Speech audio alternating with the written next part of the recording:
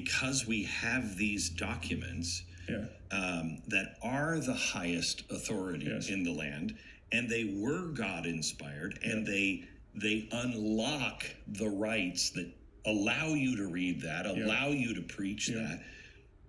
Which is so important to point out, because in the text, the document gives us authority, right? Mm-hmm. And then the Constitution says, "Will these truths be self-evident, that all men are created equal, endowed by their Creator with certain unalienable rights, among them life and the Constitution is acknowledging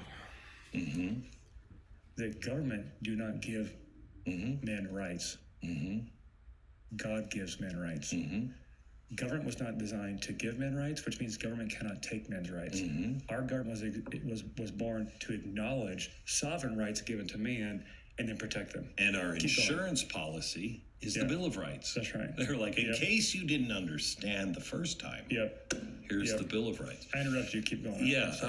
I don't remember what I was saying. It was amazing. Yeah. It was well, let's leave it at that then. If it was really, and then I interrupt you. I got to carry that down. I got to live with that. Yeah, well, you live with it, because I can't thank you enough for coming down. Will you come again? I want to talk to you about men, because I know your hat says Stronger Man Nation. Yep.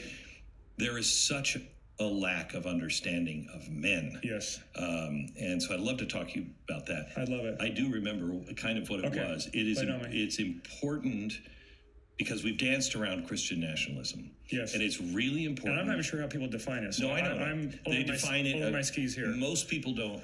They don't know. There's, like you have defined, I love my country. Right. And I love God. Right.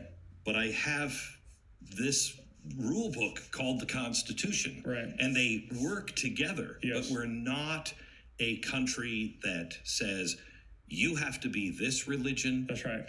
That's right. Our government should. And we shouldn't be. Yeah, right. Yeah. We shouldn't be. Yeah. That's not Christian nationalism. Yes. Government can't change the heart of man. Correct. Laws can't change the heart of man. It can stop punishing good behavior. Yeah. You know what I mean? Yep. But it should not be the ruler, the measuring tape of good behavior. What does it know? Yeah.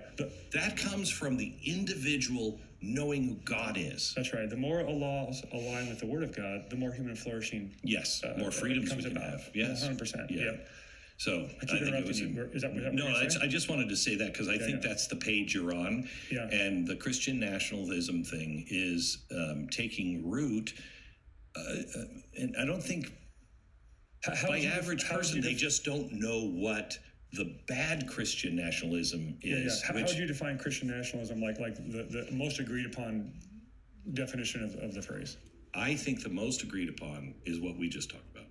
I think most people, when they hear Christian nationalism, they go like, well, what's the problem? I love my country. I love God. What's the problem? Black Lives Matter.